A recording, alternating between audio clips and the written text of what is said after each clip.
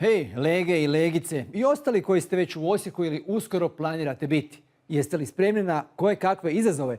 I one dnevne, a i noćne. Ja baš i nisam, kao što se vidi, ali jesam za prognozu. Pripremite se na ljetni ugođaj i vruće dane, tijekom kojih će biti i vedrine, ali vrlo vjerojatno i povremenih oblaka iz kojih se može dogoditi poneki kratkotrajni pljusak, pa i munja, i to već u četvrtak.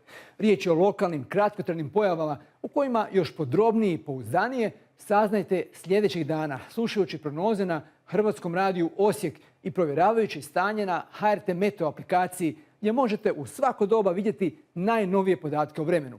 Osim munja, koje će vas, nadam se, zaobići, pazite se i iscrpljenosti, vrućine, sparine, a i lomova.